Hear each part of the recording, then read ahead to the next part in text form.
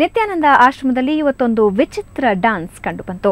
ಗುರುಪೂರ್ಣಿಮೆ ಪ್ರಯುಕ್ತ ನಡೆದ ಕಾರ್ಯಕ್ರಮದಲ್ಲಿ ನಿತ್ಯಾನಂದರ ಎದುರು ನಡೆದ ಹುಚ್ಚು ಕುಣಿತವೇ ಎಲ್ಲರ ಗಮನ ಸೆಳೆಯಿತು. ನಟಿ ರಂಜಿತಾ ಕೂಡ ಈ ಕುಣಿತಕ್ಕೆ ಸಾಥ್ ನೀಡಿದ್ದು ವಿಶೇಷ.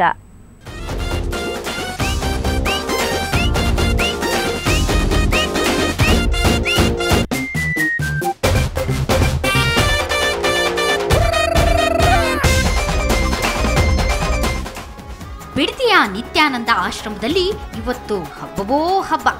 ಇದೊಂಥರ ವಿಚಿತ್ರ ಹಬ್ಬ ಅಂತಾನೂ ಅನ್ಬಹುದು. ಹಲವು ದಿನಗಳಿಂದ ತೆರೆಮರೆಯಲ್ಲಿದ್ದ ನಿತ್ಯಾನಂದ ಇವತ್ತು ಸಾರ್ವಜನಿಕ ದರ್ಶನ ಕೊಟ್ರು. ಗುರುಪೂರ್ಣಿಮೆ ಪ್ರಯುಕ್ತ ಭಕ್ತಾದಿಗಳಿಗೆ ಪ್ರವಚನ ಕಾರ್ಯಕ್ರಮ ಏರ್ಪಡಿಸಿದ್ರು. ನಿತ್ಯಾನಂದರ ಕಾರ್ಯಕ್ರಮ ಆರಂಭವಾಗಿದ್ದು ಮೆರವಣಿಗೆ ಮೂಲಕ. ನಿತ್ಯಾನಂದೇಶ್ವರಿ ದೇವಸ್ಥಾನದಿಂದ ಆಶ್ರಮದವರೆಗೆ ಪಲ್ಲಕ್ಕಿ ಮೇಲೆ ಕೂತು ಚಿನ್ನ ಲೇಪಿತ ಕಿರೀಟ ತೊಟ್ಟಿದ್ದ ನಿತ್ಯಾನಂದರಿಗೆ ಅದ್ಧೂರಿ ಮೆರವಣಿಗೆಯಾಯಿತು. ಬಂದ ಬಂದ ಬಂದ ಬಂದ ಕಿಂದರಿ ಜೋಗಿ, ಓ ಕಿಂದರಿ ಜೋಗಿ, ಬಂದ ಬಂದ ಬಂದ ಬಂದ ಕಿಂದರಿ ಜೋಗಿ, ಓ ಕಿಂದರಿ ಜೋಗಿ. ಮೆರವಣಿಗೆ ನಂತರ ಶುರುವಾಗಿದೆ ಮಹಾಕುಂಡಲಿ ಯಾಗ.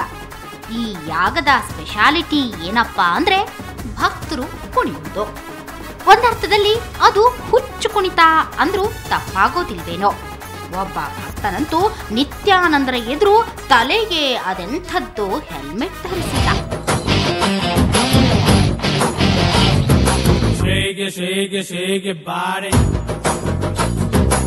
Move it, move it, move it, body. Shake it, shake it, shake it, body. Mama, move it, move it, move it, body. Yara ganchitara nandmana pankabara sarazo, sarazo. Yara ganchitara nandmana pankabara sarazo, sarazo.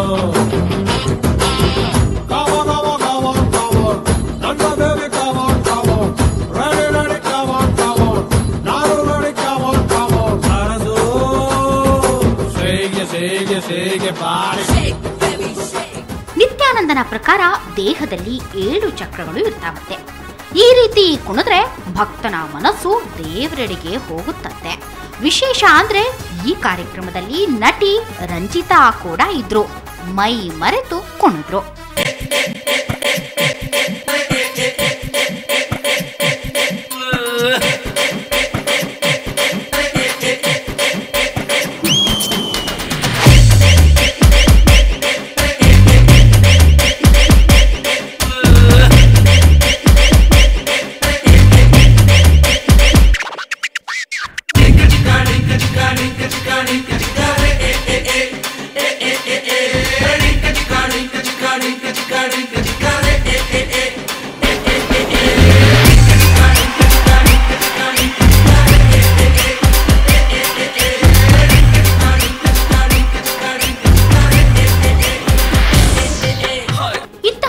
ಕಾರ್ಯಕ್ರಮದಲ್ಲಿ ಕರ್ನಾಟಕದ ಭಕ್ತರು ಮಾತ್ರ ಅಲ್ಲ, ಆಂಧ್ರ, ತಮಿಳುನಾಡು ಸೇರಿದಂತೆ ವಿದೇಶಿ ಭಕ್ತರು ಹಾಜರಿದ್ರು.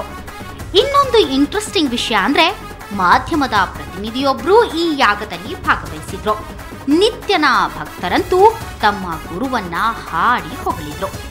ಒಟ್ನಲ್ಲಿ ನಿತ್ಯಾನಂದನ ಭಕ್ತರು ಧ್ಯಾನದ ಹೆಸರಲ್ಲಿ ವಿಶಿಷ್ಟವಾಗಿ ಗುರುಪೂರ್ಣಿಮೆ ಆಚರಿಸಿಬಿಟ್ರು. ಇವೆಲ್ಲ ನಿಜಕ್ಕೂ ಪದ್ಧತಿಯೇ ಅಲ್ವೇ ಅನ್ನೋ ಪ್ರಶ್ನೆಗೆ ಯಾರ ಹತ್ರನೂ ಉತ್ತರ ಇರಲಿಲ್ಲ.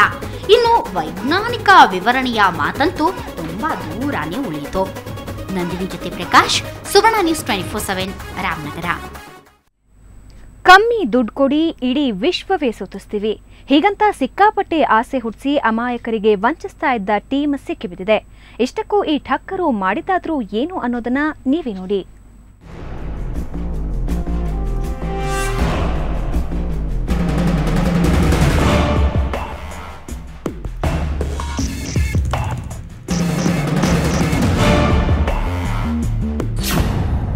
Travels venture international express. ವಿಶ್ವದ ಯಾವುದೇ ಕಡೆಗೂ ನಾವು ಟೂರ್ ಕರ್ಕೊಂಡು ಹೋಗ್ತೀವಿ, ಅದು ತುಂಬಾ ಕಮ್ಮಿ ರೇಟ್ನಲ್ಲಿ ಅಂತ ಸಿಕ್ಕಾಪಟ್ಟೆ ಆಫರ್ಗಳನ್ನ ಘೋಷಣೆ ಮಾಡಿ ಜನರನ್ನ ವಂಚಿಸ್ತಿತ್ತು.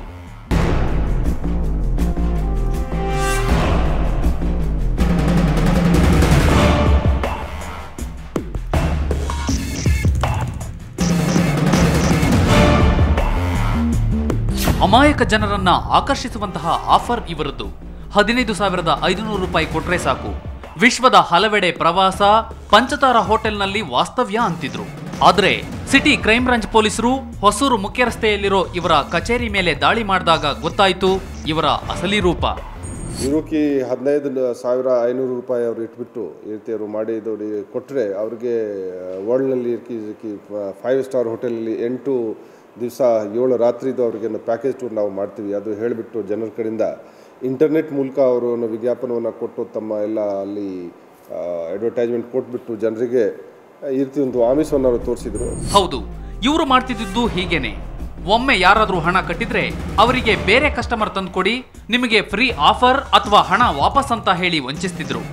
ಈ ಟಿವಿಐ ಸಂಸ್ಥೆ ಮೇಲೆ ದಾಳಿ ಮಾಡಿದಾಗ ಮ್ಯಾನೇಜರ್ ಹಾಗೂ 5 ಯುವತಿಯರು ಸೇರಿದಂತೆ ಒಟ್ಟು 14 ಮಂದಿ ಸಿಕ್ಕಿಬಿದ್ರು. ಆ್ಯಕ್ಚುಲಾಗಿ ಇವರು ಕಾಶ್ಮೀರದವರನ್ನೇ, ಇಲ್ಲಿ ಒಂದು ಕಚೇರಿ ತೆಗೆದು ಅವ್ರ ಸಿಬ್ಬಂದಿನ ನೇಮಕ ಮಾಡಿ ಇವ್ರ ಕಡೆಯಿಂದ ಹಣ ಸಂಗ್ರಹಣೆ ಮಾಡಿ ಅವರು ಕುಂತಲ್ಲೇ ಅವರು ವ್ಯವಹಾರ ಮಾಡ್ತಾ ಇದ್ದಾರೆ. ಈ ಥರ ಬೇರೆ ಕಡೆನೂ ಮಾಡಿರ್ಬೋದು ಅವರು, ಬೆಂಗಳೂರು ಥರನೇ ಬೇರೆ ಬೇರೆ ಮೆಟ್ರೋ ಸಿಟಿಗಳಲ್ಲಿ ಪ್ರಮುಖ ನಗರಗಳಲ್ಲಿ ಈ ಥರ ಮಾಡಿರೋ ಒಂದು ವಿಷಯ ಗೊತ್ತಾಗಿದೆ. ಬಟ್ ಎಲ್ಲೆಲ್ಲಿ ಮಾಡಿದ್ದಾರೆ ಏನೋ ಅಂತ ಹೇಳಿ ಅದಿನ್ನೂ ಸಾಕಷ್ಟು ತನಿಖೆ ಅಂತ ತಿಳಿಬೇಕಾಗಿದೆ. ಪುರುಷರೆಲ್ಲ ಒಂದು ದಿನ ಜೈಲಿಗೆ ಹೋಗಿ ಜಾಮೀನಿನ ಮೇಲೆ ಹೊರಬಂದಿದ್ದಾರೆ. ಪ್ರಮುಖ ಆರೋಪಿಗಳಾದ ಮಹಮ್ಮದ್ ನಯೀಂ, ರಮೀಜ್ ಅಶ್ರಫ್ ಜಮ್ಮು ಕಾಶ್ಮೀರದವರಾಗಿದ್ದು ಅಲ್ಲಿಂದಲೇ ಕೂತು ಈ ವ್ಯವಹಾರ ನಡೆಸ್ತಾ ಇದ್ರು. ಆದ್ರೆ ಅವರಿನ್ನೂ ಸಿಕ್ಕಿಬಿದ್ದಿಲ್ಲ. ಸಿದ್ದಾಪುರ ಪೊಲೀಸರು ಸಂಸ್ಥೆ ಹೆಸರಿನ ಅಕೌಂಟ್ ಸೀಜ್ ಮಾಡಿ ತನಿಖೆ ನಡೆಸ್ತಾ ಇದ್ದಾರೆ. ಇನ್ ಮುಂದೆ ನೀವು ವರ್ಲ್ಡ್ ಟೂರ್ ಅಂದ್ರೆ, ಅದು ಕಡಿಮೆ ಬೆಲೆಗೆ ಅಂದ್ರೆ ಒಂದಷ್ಟು ಹುಷಾರಾಗಿದ್ರೆ ಒಳ್ಳೆಯದು.